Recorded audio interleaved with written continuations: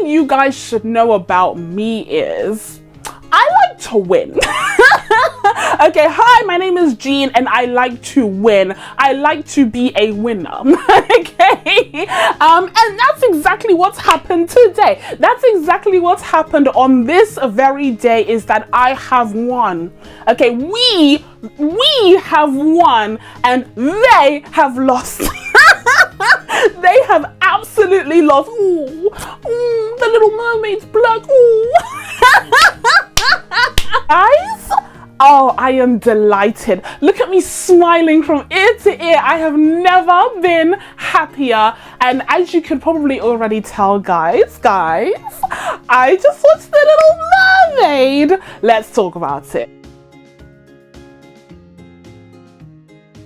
So the live action remake of The Little Mermaid is directed by Rob Marshall, and this is one of the most highly anticipated and contested films of the year. And I'm going to be diving into my thoughts on everything, on the marketing campaign, on the film itself, the characters, the music, every single thing.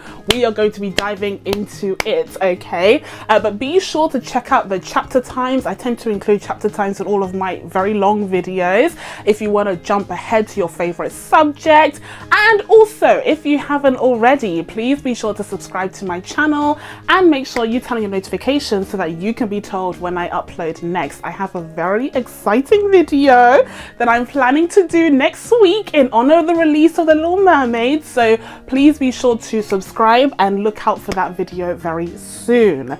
But now, without further ado, let's dive into my review of The Little Mermaid. Okay, so clearly I'm very excited about this film. Okay, I'm grinning from ear to ear. I'm having the time of my life. So I need to refer to my notes because otherwise I'm gonna lose focus. So first of all, on the notes, we have the marketing campaign. I just quickly wanted to touch on the marketing campaign because I actually wanted to give the Disney marketing team their due. I actually wanted to give them a round of applause for how they have handled the Little Mermaid marketing as of yet, because I think they've done a great job in launching Halle Bailey as a star. Okay, they have made her an icon. They have made her a star, and that's also her own team, and that's also, you know, her being the star that deserves to shine, okay? But I just want to give them a second to appreciate the Disney marketing team, because I've been living on Twitter, unfortunately. It's so sad, but I've been living on Twitter this past couple of months, and I have seen how the marketing has just ramped up leading to the release of this film. I saw all of the beautiful gowns that Halle was wearing in the various premieres. I saw how she had these like little girls, especially brown and black girls, coming up to her, looking at her with such adoration and admiration, like, Ariel, it's Ariel. Oh my goodness, that was just amazing. And then she had like a performance that she did at night in like Disneyland or Disney World, whichever one, and she sung a Part of Your World live, and it was just extraordinary. And she's had all of these like magazine covers and like all of the, you know, various interviews online. Like, she has been working hard. Sis has been putting in the work, but that has also, of course, been arranged by the Disney marketing team, and they have really set her up for success here. I think that they weren't messing around. They want her to succeed in this role. They want the movie to do as well as it can, and so they put their best foot forward, and I have to say bravo, because at first, not gonna lie, okay, at first I was like into The Little Mermaid, but I wasn't like the biggest fan, and we'll talk a bit more about that later on. But Ariel has never been my favorite Disney princess, not gonna lie. I was kind of like an Ariel hater. I was like, sis is a bit dumb, like, sis I've never really thought of Ariel as the smartest Disney princess, okay? She's not the sharpest tool in the box, okay? But after this press tour, okay, seeing her parading around the world as this, you know, beautiful Disney princess, I was, you know, really into Ariel all of a sudden. I was like, you know what? The brainwashing is working. And the second thing that I wanted to note and applaud when it came to the marketing campaign was Rob Marshall. Okay, those of you who aren't chronically online may know that Rob Marshall has been going around telling everyone who will listen that Halle Bailey was literally the only actress who came on and just blew everyone's minds. Like, Halle Bailey apparently was one of the first, if not the very first actress who auditioned for the role, and apparently literally no one came close to her, according to Rob Marshall. He has been saying this in various interviews, and it's so funny each time, because it's like, dude, name names. Like, who are these other actresses that, according to you, absolutely fumbled the bag? Like, Rob Marshall was literally like, Halle Bailey was the one. I cried when I heard her sing Part of Your World. She has the voice of an angel. No one came close. Like, he has made it very, very clear that they made the right decision in hiring Halle to be their Ariel. I really appreciate the director and also the rest of the cast just kind of, you know, really uplifting Halle and really being there for her, because of course they're defending her against a ton of hateful, racist vitriol that we have been seeing online and unfortunately in person as a result of her being race bent, you know, in this role. And that's all I'm going to say on the matter, okay, because I do not want to dedicate any more oxygen to that discussion, but I do appreciate the fact that the cast has just been this like great circle of support for her, at least seemingly from, you know, my perspective, because it just makes me feel like they're really uplifting her and defending her against all of this hate, which she absolutely, you know, needs, because people have just been so vicious and terrible. And you know what? Revenge is a dish best served wet, I guess, soaking wet, because sis ate that. She ate that right up. And without further ado, we're gonna dive into the film itself. So first of all, let us dive into the story of this live action remake. Now, I know that a lot of people have a lot of disdain for Disney's live action remakes. They see them as soulless cash grabs that Disney pumps out every year to make a quick buck, but I'm not one of those people. I take them as they come. A good movie is a good movie. A bad movie is a mistake that we don't talk about. Like, okay, I don't really have this hatred towards the live action remakes that some people do. I think there's more than enough space in the movie landscape for both the animated versions and the live action versions to exist. I actually prefer that they do remakes of the animated films in a different kind of medium or style, so that they're not competing with the animated films, because I feel like I would feel worse if they were trying to make newer animated films, right? Like, if they were trying to erase the old ones, then I would have a problem. But the fact that these are live action instead, I'm like, you know, I don't feel as threatened. My issue with the live action remakes is that oftentimes they don't really tend to dig deeper into the source material. I feel like for the live action remake to feel worthwhile from a creative standpoint, it really needs to offer something new, particularly narratively, so that it can further expand upon the story, give us some different facets of the character. Like, what are you bringing to the table? Because I love the medium of animation. I don't see it as inferior to live action in the slightest, and I think some of the world building animation can't actually be replicated in live action. We'll talk about that much later. And so in this case, the live action remakes really need to offer something new, fresh and interesting in order to feel worthwhile to me. And I am happy to report I'm happy to say that that is exactly what The Little Mermaid does. This live action remake of The Little Mermaid introduces some new story points that make the story feel richer and a little bit more complex and multifaceted.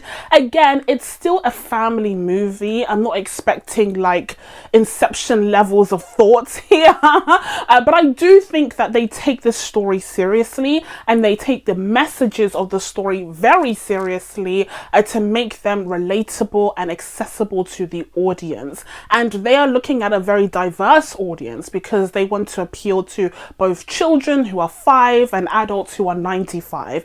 And I think they do a really great job of finding that balance narratively. When it comes to the specific changes here, I think it's great that Rob Marshall succeeds in broadening the horizons of the story and making it more than just about this, you know, young, naive teenage girl who, you know, has a crush on this cute boy that she sees one time and is willing to give it all up to be with him. The story definitely expands and broadens beyond that to create a deeper, a slightly more complex version of the character of Ariel. And speaking of, the first theme that the movie really hammers home is that Ariel doesn't feel that she belongs in the sea.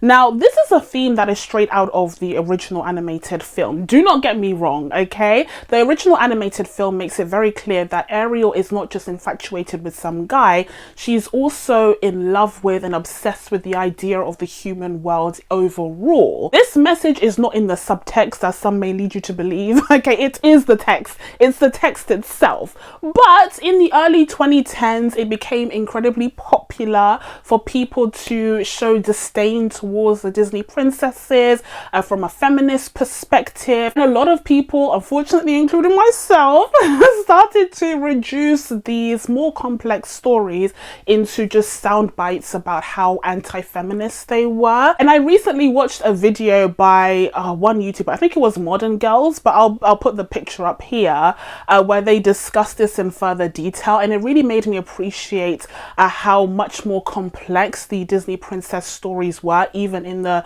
20th century, and also how a lot of the kind of feminist discourse surrounding the Disney princesses that emerged in the BuzzFeed 2010s era of the internet was actually very surface level and reductionist and didn't actually add much to the conversation in terms of feminist discourse at all. And so here we are now circling back to the story of the Little Mermaid, and the writers have made a conscious effort to emphasize the fact that this is a story about Ariel finding who she really is, finding her actual voice, and also realizing that she just can't, you know, live a life under the sea. Even though she has her family and the sea is wonderful and amazing, it's just not for her. She doesn't belong there. And the emphasis on this theme in this live action remake just helps Ariel feel much more relatable and nuanced as a character. I mean, we can all relate to the feeling of not belonging somewhere, in a place or perhaps a body. So it definitely becomes more of a pointed and poignant message in this live action remake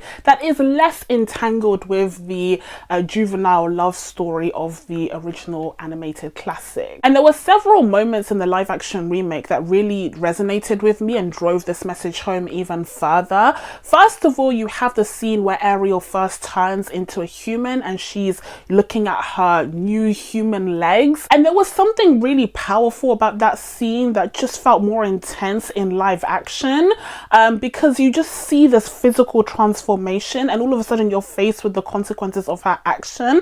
And I don't know, it's something about the fact that she's like a real person, like in live action, that makes that, you know, even more of a powerful statement. And then also, speaking of consequences, you also have a follow-up scene where Ariel is in the palace, because thank goodness she landed in the palace, okay? Some of us would have landed in a dustbin, okay, in an alleyway, but Ariel manages to get herself straight into a palace, and all of a sudden she meets Prince Eric and she's ready to explain her situation to him, and then she realizes that she doesn't have her voice, and there's this refrain of Part of Your World that plays over where you have these new lyrics that are explaining the fact that she's realizing the consequences of her actions.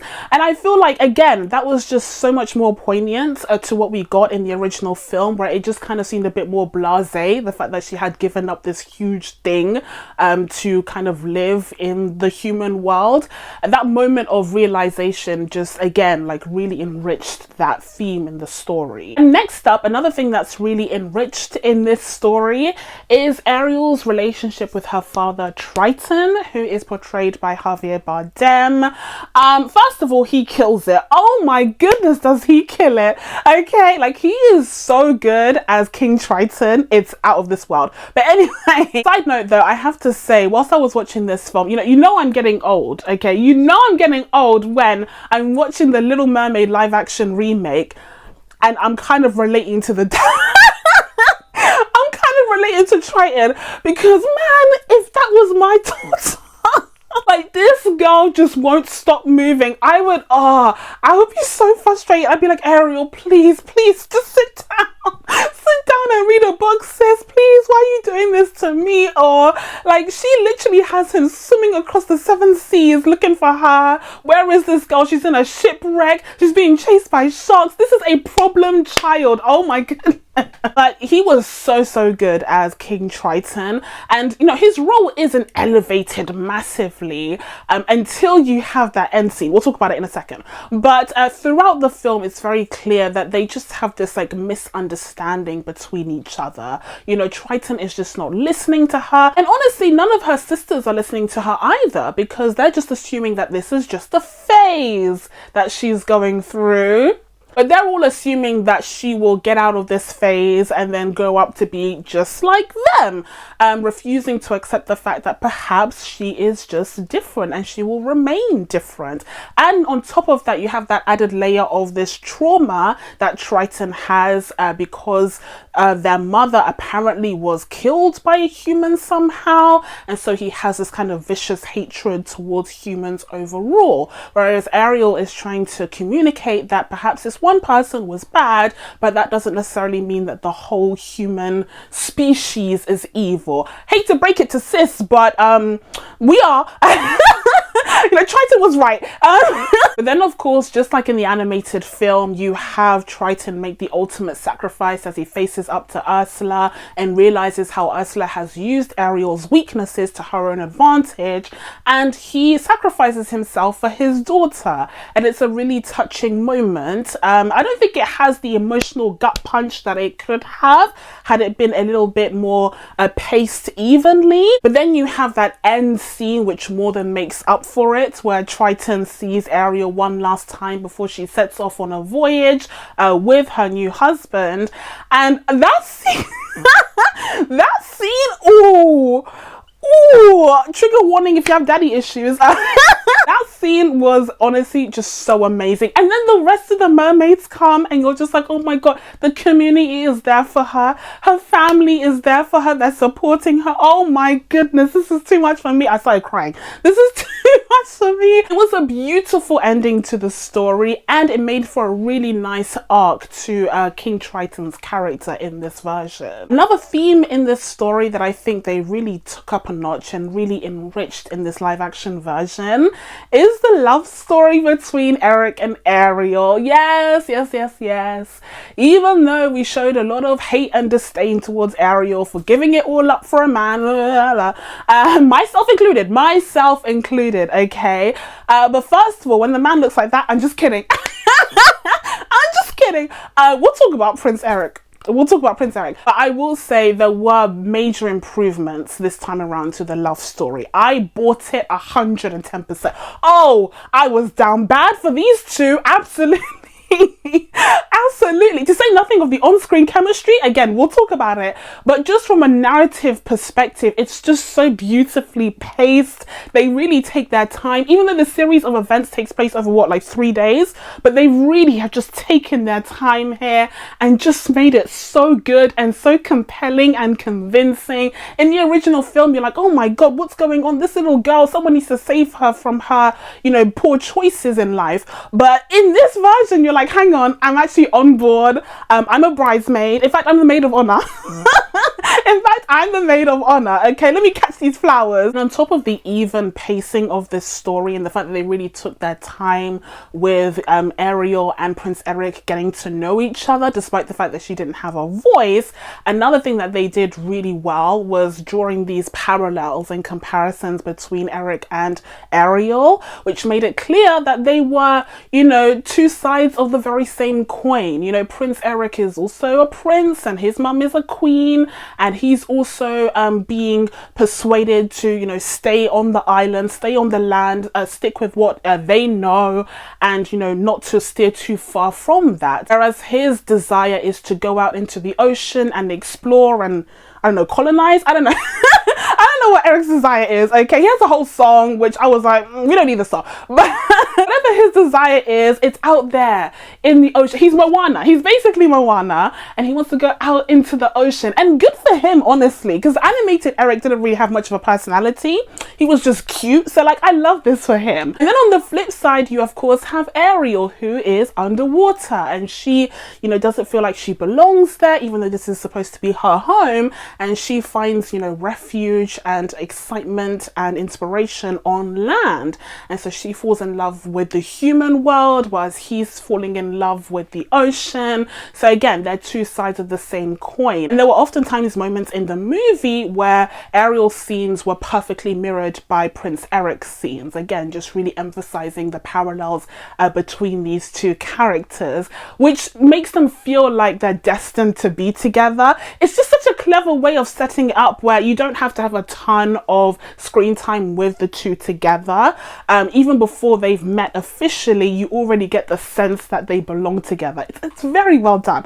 It's very well done, which is why I was invested, which is why I was down bad, okay? During the kiss the girl scene, I was on the edge of my seat. I have watched the animated version so many times.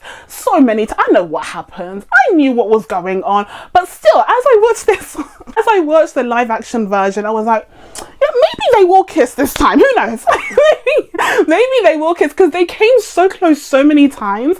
I was like, you know what? I just need this to happen right now, okay? Because I'm really rooting for them. And that is the power of writing, because I did not feel that way with the original animated film. And then finally, when it came to the story, there were a couple of like cherries on top, you know, just to give it an extra flourish, just to make it feel a little bit more new and interesting. And first of all, this version establishes that Ursula is in fact Triton's sister and Ariel's aunt. I can't remember if that's explicitly stated in the original animated film, despite the fact that I've watched it a million times.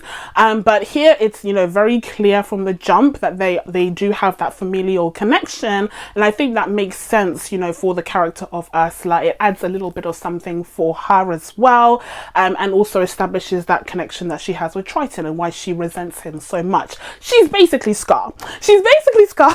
Another thing that they add is the idea of a siren song, and this is something that comes from mythology. Although mermaids and sirens aren't necessarily the same thing, they introduce the idea that the reason why Ariel was able to help save Prince Eric in the shipwreck and kind of bring him back to consciousness is because of her siren song somehow, some way.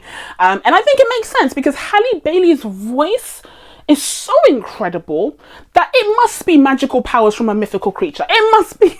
Another thing that they added to this version was the Caribbean inspired land. We get a lot more time, you know, on the land in this version. We get to see a little bit of the culture, and it's definitely giving Caribbean vibes. And I appreciated this because, you know, one of the most, you know, famous songs from this film's soundtrack is of course Under the Sea, which is very Caribbean. I don't really know the specific genre of music, but it hails from that culture, so it makes sense to kind of pay tribute to the culture on the land as well. And then of course you have Sebastian as a character. Like, we're making sense here, okay? To everyone who was like, oh, but mermaids are from Scandinavia.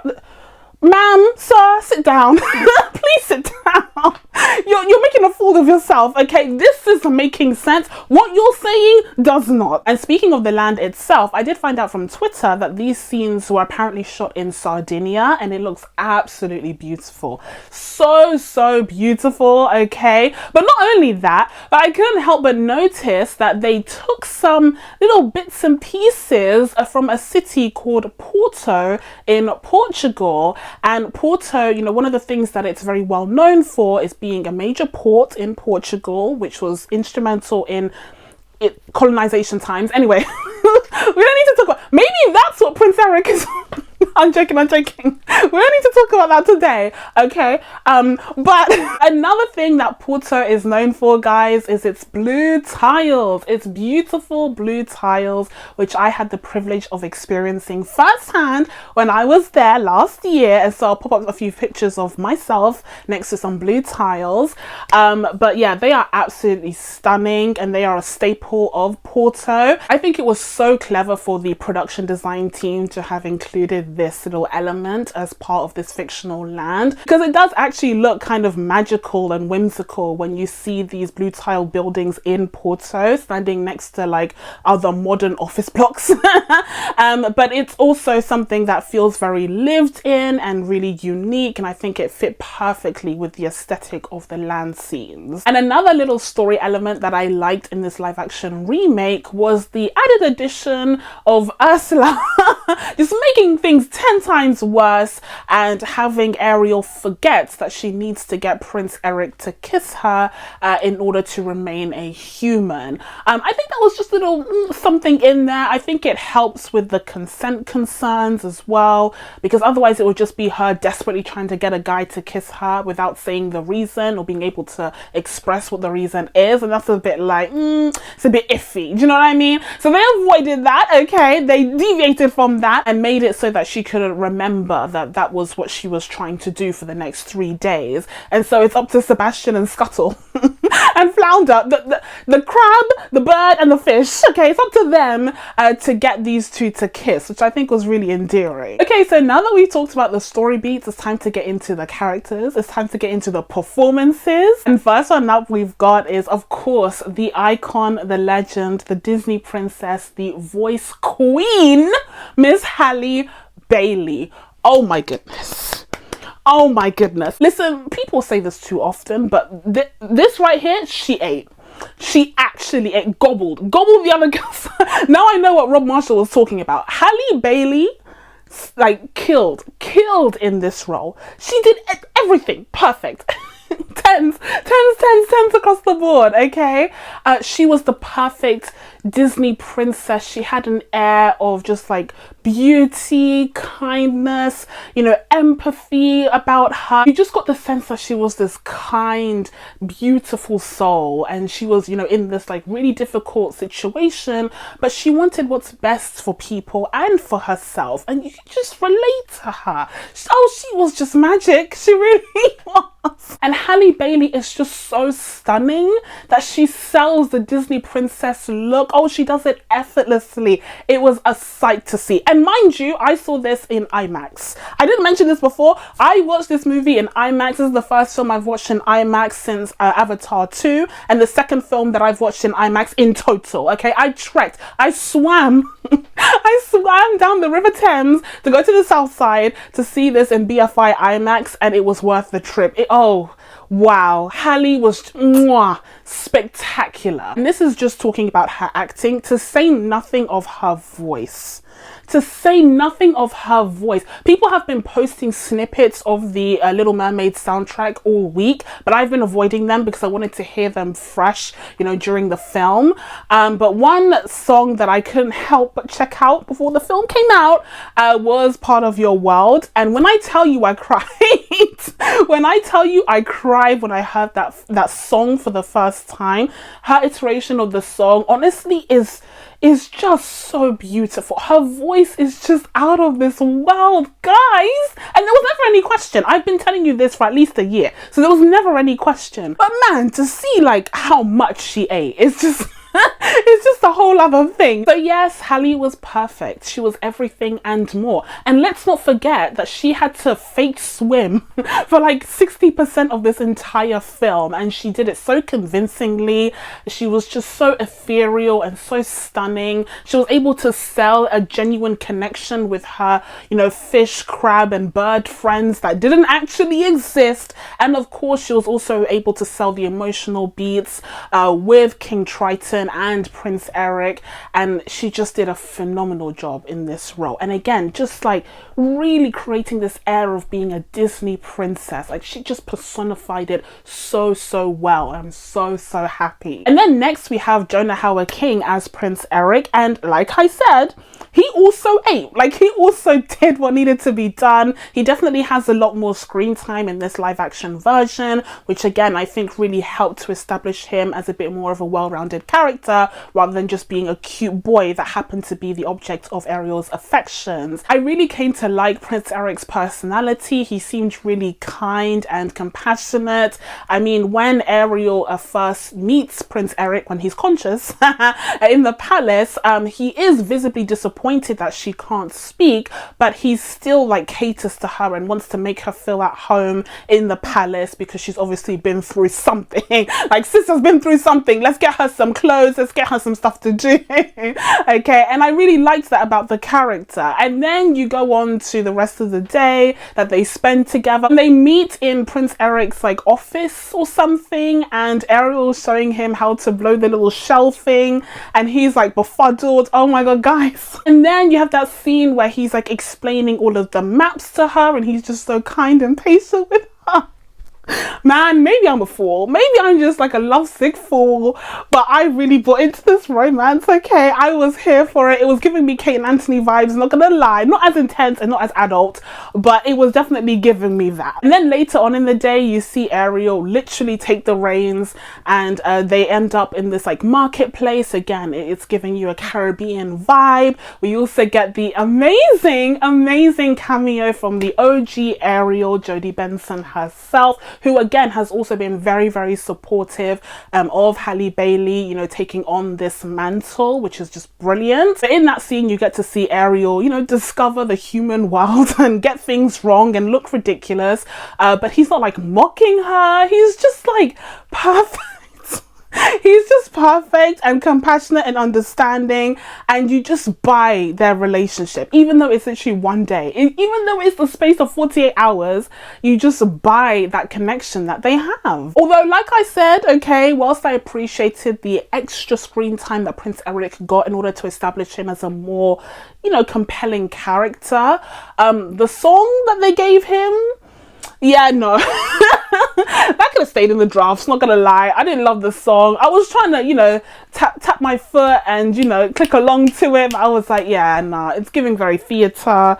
It's not giving much, you know, it's not giving me iconic. And that's the problem with a lot of these like new songs that they include in the live action remakes, is that they're oftentimes just nowhere near as good as the original songs. It's like, if I'm listening to this soundtrack on Spotify, I'm skipping right past this. Skip.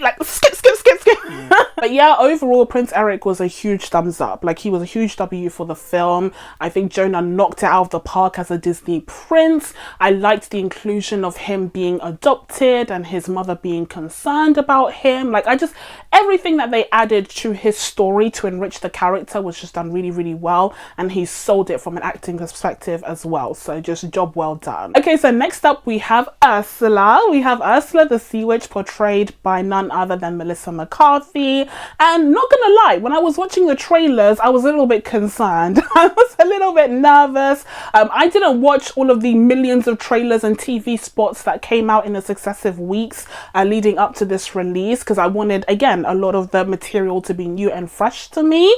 But from what I saw from that initial trailer, I was like, oh, this is, oh. I mean, we didn't even get to see much, so I felt like maybe they were hiding something. I was a little bit concerned. And then I also saw a behind the scenes of the makeup artist doing Melissa McCarthy's makeup for Ursula, and that left a lot to be desired as well. And I was like, oh no, what's going on? The original Ursula is inspired by a drag queen called Divine, so like, why weren't we getting a drag queen? Like, what's going on? I still think they could have gotten a drag queen, to be fair, but I do think Melissa McCarthy knocked it out of the park, and I think the makeup makes sense when you take into account, you know, the under the sea aesthetic and cinematography. It all kind of comes together. So I should have trusted the process. My apologies. I would say the only thing that let her down was the CGI, which we'll talk about later. But the underwater CG was quite rocky for me, and unfortunately it did kind of distract from her performance at times. But I will say at the very end there, where we have,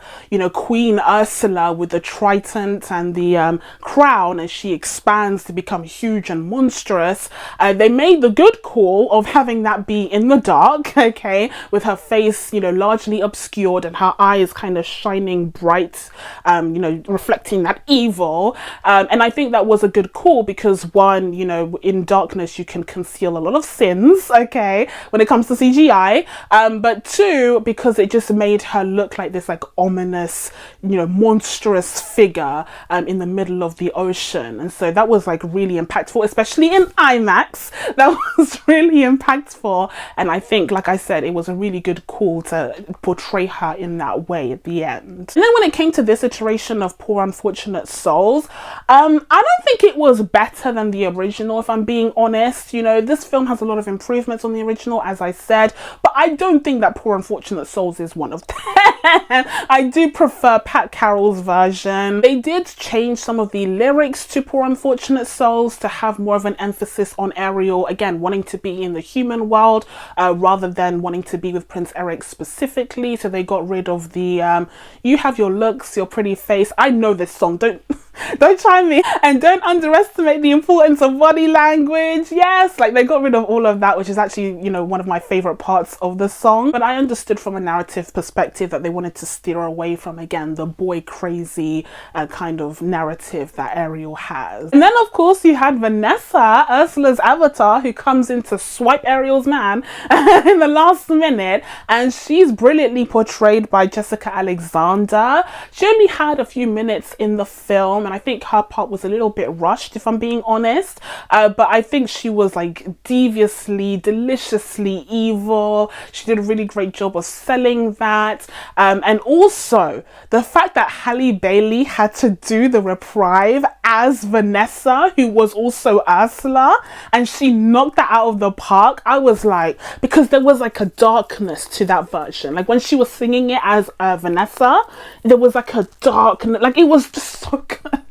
This woman's voice is insane. Like, she is the perfect Ariel because she is the voice of Disney. Then next up you had the goons, okay, aka the bird, the crab, and the fish. And I think they were all really, really great. I wasn't the biggest fan of their character design. I don't know why Disney insists on making these animal characters photorealistic. Like, it just doesn't work. I mean, did you not see The Lion King? Although The Lion King made $1 billion.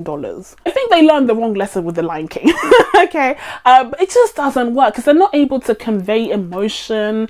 It's not great. Although, you know, of the three, I would say Flounder was the worst. I think the bird and the crab were pretty good. It took some getting used to, but eventually I got used to the bird and the crab. But the fish, yeah, I never got used to that. I'm so sorry, but they did Flounder so dirty. But the voice cast though, the voice cast was so, so good. And I know that Awkwafina gets a lot of flack for very valid reasons, but she absolutely ate as Scuttle, not gonna lie. She absolutely ate as that bird. Like, she was perfect casting for that character. And I know that she was previously in Raya the Last Dragon, where she voiced the dragon character.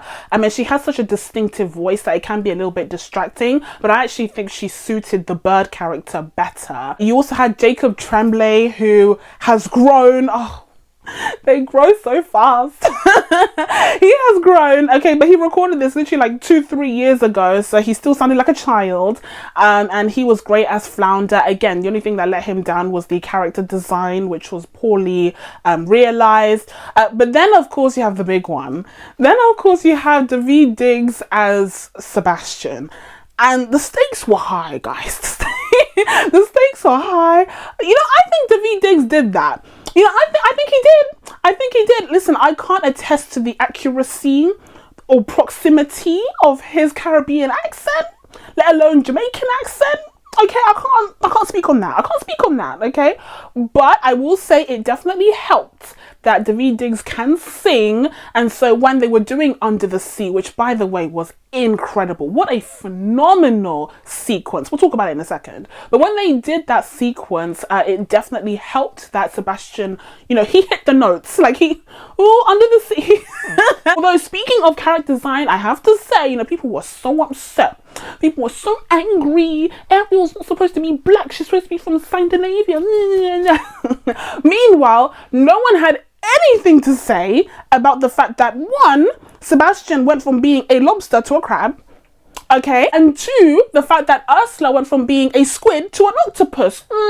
And if you're like, oh, Ursula was always an octopus, actually, I recently saw on Twitter, okay, that Pat Carroll was talking about the fact that Ursula is actually a squid, and she has like 6 tentacles in the original film. So yeah, Ursula was a squid and now she's an octopus, and no one seems to care because they don't actually care about these things. It's just racism. Anyways, I said I'm not going to talk about it. Okay, so now let's get into the music. And of course, with this live action remake, we have a reimagining of the iconic, incredible soundtrack by none other than Alan Menken, okay, and the late Howard Ashman, who collaborated on this project, as well as Beauty and the Beast and Aladdin, before Howard Ashman's tragic passing. This is something that I discovered last week when I checked out the Howard documentary to spite Disney. Because they were going to get rid of the documentary days before Pride Month, whatever. But they decided to reverse that decision, thankfully. So you guys should definitely check out the Howard documentary on Disney Plus to hear Howard Ashman's story. It's so good and so compelling. But anyways, he was one of the masterminds behind the Little Mermaid soundtrack. He was the lyricist.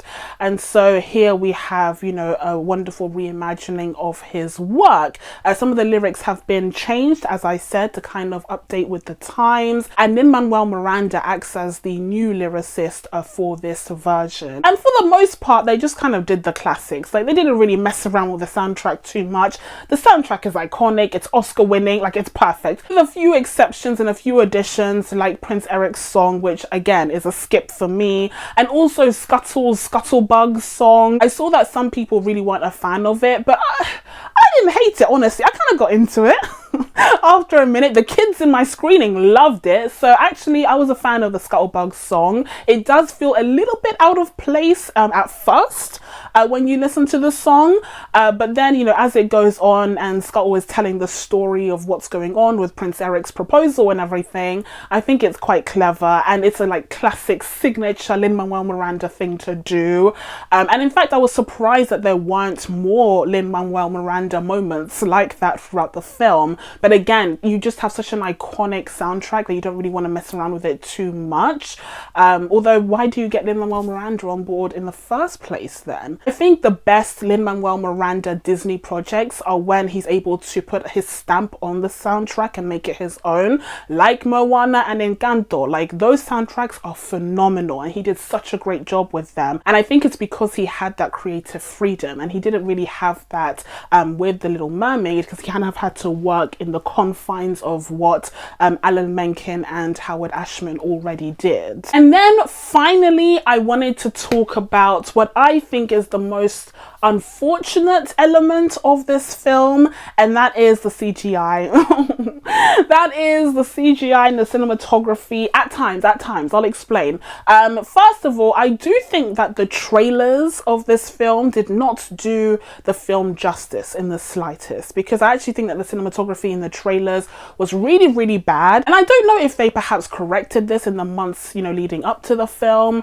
Maybe they just like upped the brightness a little bit, because I mentioned in my trailer reaction that some of the scenes look really dark, and people in my comments were like, oh, it's taking place in the night, of course it's really dark. And I'm like, yeah guys, I know what night scenes in films look like, and it shouldn't look that dark. You should still be able to see what's going on screen. Otherwise, why are you pumping in millions of dollars to do this CGI if no one can even see what's going on? So I do think it looks brighter in the final film, and perhaps it's because I was in that IMAX screening. But even still, I would say the best looking scenes were in the daylight when they were on land. Like, the land sequences looked so beautiful, just kind of throwing up that Disney magic. It was wonderful. It was a sight to behold. I think the set design and production design just did such a great job on that front. But where we started to come across some difficulties were the under the sea sequences. I think it was a little bit inconsistent from a CGI perspective. I think there were some scenes that looked really great and photorealistic and stunning, with these close-ups of these actors just looking looking pristine, and then there were other scenes that just looked really shaky. And I think it comes down to the hair movement. You know, the hair movement looked a little bit odd, especially for Triton with his beard. It's really, really tough to do, to kind of mimic that natural hair movement underwater. It's one of the hardest things that animators have had to do and become experts in over the years. And now we have this kind of live action and animation hybrid. You can kind of tell where the live action ends and the animation starts, and it's a bit jarring. But guys, overall, I had the time of my life with this film. I can't wait to see it again. I'm so happy that I have won. Okay, I won. Those of us who knew that Halle would deliver won today. This is a celebration. We are overjoyed, and even though this movie isn't perfect, I think that they made some substantial improvements on the original source material, added a couple of elements in there that make it a little bit more compelling and well-rounded, and that's what you need from a live-action remake in order to make it feel worthwhile. And so with all of that being said, I'm going to be giving the live-action remake of The Little Mermaid an 8 out of 10. So that's it from me, guys. Now that I told you guys my thoughts on the live-action remake of The Little Mermaid, it's time for you guys to let me know what you thought of this movie down in the comments below. Please be sure to subscribe to catch new videos coming up, including the very special video that'll be coming up next week. I can't wait. But in the meantime, thank you guys so much for watching. I really, really appreciate it, and I will see you in the next one. Bye!